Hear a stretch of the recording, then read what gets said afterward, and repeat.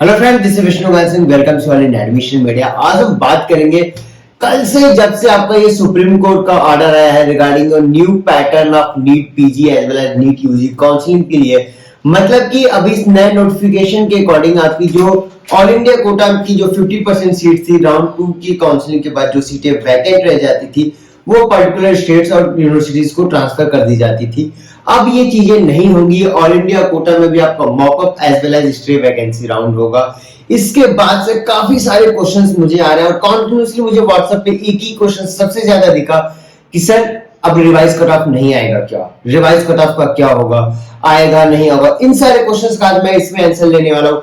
कल रात से मुझे काफी सारे कॉल्स भी आए थे बट मैंने रिप्लाई नहीं किया वहां पे, क्योंकि मैंने सोचा कि एक ही चीजें सबको रिप्लाई करने से अच्छा है, बार बार रिप्लाई करने से अच्छा है एक बार में सबको रिप्लाई दे दिया जाए। ठीक है, तो आप पहले चीजें समझो। इस वीडियो में हम कुछ इसके जो कोर्ट केस आया है उसके नेगेटिव और पॉजिटिव इंपैक्ट के बारे में भी बात करेंगे, साथ में उसका क्या इफेक्ट पड़ने वाला है आपकी काउंसलिंग के लिए उस पर भी बात करेंगे, और as well as revise cut off की। पहले बात करते हैं नेगेटिव एंड पॉजिटिव इंपैक्ट की। तो देखिए, नेगेटिव एंड पॉजिटिव इंपैक्ट में मेनली क्या होगा ना कि ऑल इंडिया कोटा की जो सीटें आपको पर्टिकुलर स्टेट्स को ट्रांसफर कर दी जाती थी, इस पे मैंने अपने प्रीवियस वीडियो में भी बात की थी। बट इसके जो पॉजिटिव इफेक्ट पड़ेंगे वो आपके स्टेट्स लाइक उन स्टेट्स के बच्चों के लिए पॉजिटिव इंपैक्ट है जहां पे गवर्नमेंट कॉलेजेस की सीटें कम है, जहां पे नीट पीजी के अंदर गवर्नमेंट कॉलेजेस कम है, जैसे कि आपका गोवा, हरियाणा, ये कुछ ऐसे स्टेट्स हैं जहां पे ज्यादा कॉलेजेस नहीं है। इन स्टेट्स के बच्चों के पास अच्छे मार्क्स होने के बावजूद राउंड 2 के बाद सीटें ट्रांसफर कर दी जाती थी स्टेट्स को। तो यहाँ पे क्या होता था, इनके जो गवर्नमेंट चांसेस कॉलेजेस के जो चांसेस बनते थे वो डिक्रीज होते थे। बट अभी से ये आपके स्टेट्स को ट्रांसफर नहीं की जाएंगी, मतलब कि मॉपअप होगा।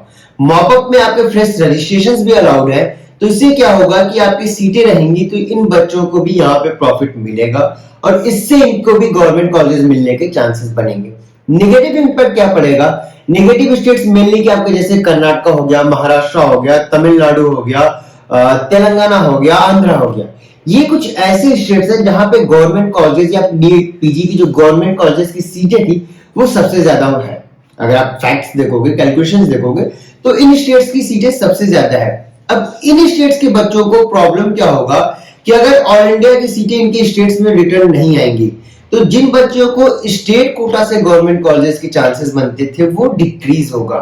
पहले आपका जब सीटें आ जाती थी तो नंबर ऑफ सीट्स इंक्रीज होता था तो कट ऑफ आपकी डिक्रीज होती थी। बट अभी आपकी सीटें फिक्स रहेंगी, सीटें आपकी इंक्रीज नहीं होने वाली लास्ट राउंड में जाके। तो फिक्स सीटें रहेंगी तो जो लोअर मार्क्स के भी थे, जो थोड़े से कम मार्क्स पे थे, थोड़े से कम रैंक पे थे, उनके लिए probability of getting government seats will be not possible anymore. इससे क्या हुआ कि आपकी पूरी जो साइकोलॉजी पूरी जो काउंसलिंग की ट्रिक थी, जो आपने अभी तक कैलकुलेशंस किए थे, जो आपने आंकड़ा लगा के बैठे थे, वो सारी चीजें फेल्ड हो जाएंगी क्योंकि ये पहली बार ऐसा हो रहा है। इस पे मैंने अपने डिटेल वीडियो भी बताई है, कोर्ट केस पे क्या है वो भी आप देखो। अब दूसरा पॉइंट लेते हैं कि इसमें कुछ चीजें, ये जो कोर्ट केस है ना, अगर आप उस कोर्ट ऑर्डर को पढ़ोगे तो वहां पे भी कुछ चीजें मिसिंग है। जैसे कि पहला क्वेश्चन वहां पे ये मिसिंग है कि चलिए आपने बोला कि राउंड 1 होगा, राउंड 2 होगा, फिर मॉकअप होगा, मॉकअप में फ्रेश रजिस्ट्रेशन अलाउड होंगे, फिर आपके मॉकअप की जो सीटें बचेंगी वो स्ट्रे वैकेंसी में जाएंगी। स्ट्रे वैकेंसी में आपका नो फ्रेश रजिस्ट्रेशन आपने बोला हुआ है।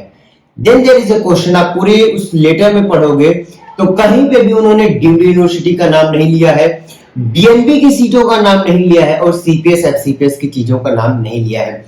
तो क्या ये जो नए रूल्स आए हैं, जो काउंसलिंग का पैटर्न आया है, वो इन चीजों पे वैलिड नहीं होगा कि होगा? ये क्वेश्चन आपका अनआंसर्ड है। दूसरा, अगर सपोज करो आपने मॉकअप राउंड कराया फिर स्ट्रे वैकेंसी राउंड कराया, स्ट्रे वैकेंसी में भी जाके अगर सीटें वैकेंट रह जाती हैं, सपोज किसी ना किसी कॉलेज में सीटें वैकेंट रह जाएंगी, तो उन सीट्स का क्या होगा? क्या वो सीटें हमेशा के लिए वैकेंट रहेगी, मतलब उस एकेडमिक ईयर के लिए उसको छोड़ दिया जाएगा, या उसके लिए अगेन वो पर्टिकुलर स्टेट या पर्टिकुलर कॉलेज को ट्रांसफर की जाएगी?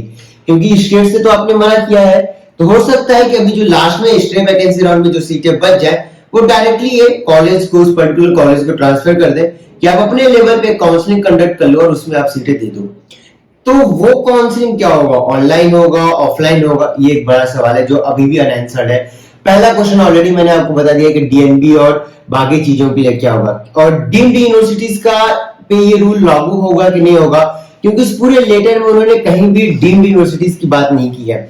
उन्होंने सिर्फ ऑल इंडिया यूनिवर्सिटीज और ऑल इंडिया कॉलेजेस की बात की है, बट डीम्ड या डीएनबी या सीपीएस के लिए डायरेक्ट उसमें कोई चीजें नहीं है।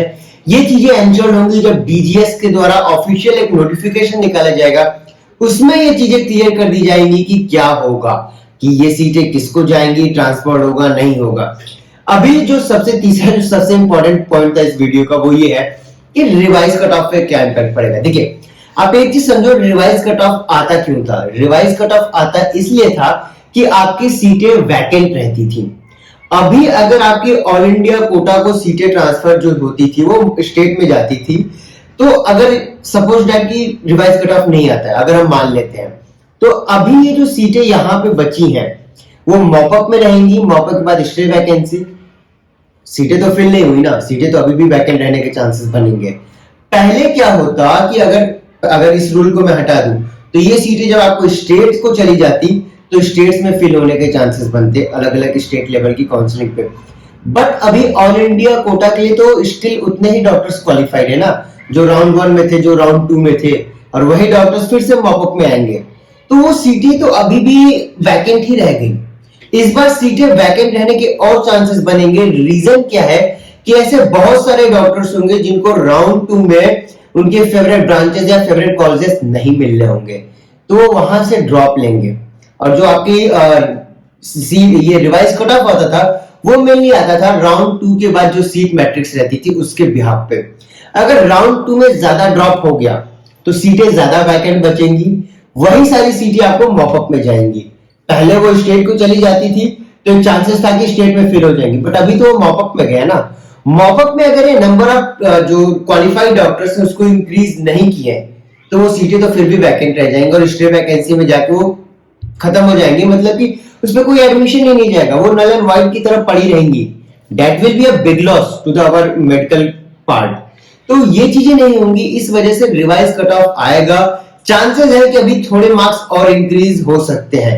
रीजन क्या है कि अगर मॉपअप के ऑल इंडिया कोटा का अलग से होगा तो वो सीटें फिल करनी है तो मल्टीप्लाई बाय 10 के से कैंडिडेट्स भी तो होने चाहिए, तभी ये चीजें पॉसिबल होंगी, वरना वो सीटों का क्या होगा ये डीजीएस में क्लियर होगा। बट इससे जो मैं सिंपल चीज आपको बताना चाहता हूं कि इस नोटिफिकेशन से आपके रिवाइज कट ऑफ पे कोई खास इंपैक्ट नहीं पड़ने वाला है। जो हमने पहले से प्रेडिक्शंस करके रखे हैं उसके अकॉर्डिंग ही आपके रिवाइज कट ऑफ रहेंगे।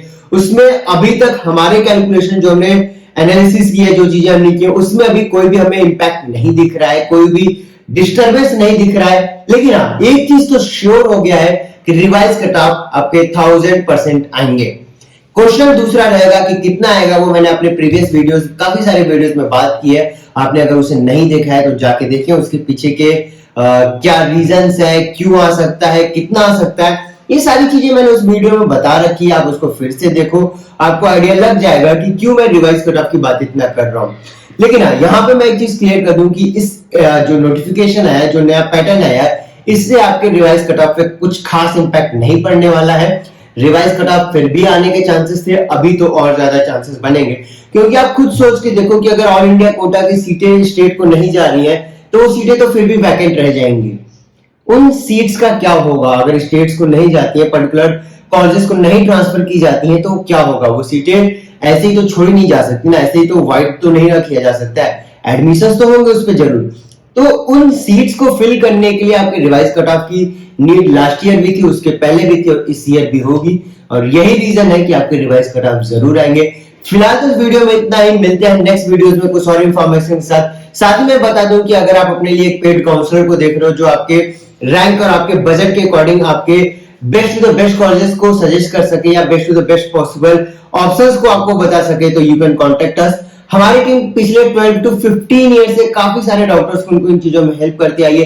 साथ में अगर आप सीपीएस और एफसीपीएस के लिए भी एडमिशंस देख रहे हो तो you can directly contact us. और हमारी एक और वेबसाइट cpsadmission.in पे जाके आपको सीपीएस एडमिशंस के रिगार्डिंग जितने भी इंफॉर्मेशन है वो सारी चीजें मिल जाएंगी।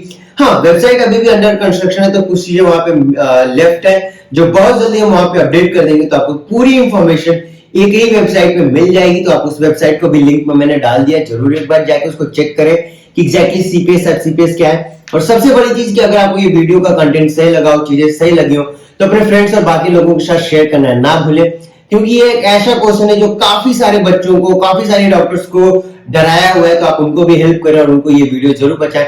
Thank you for watching this video.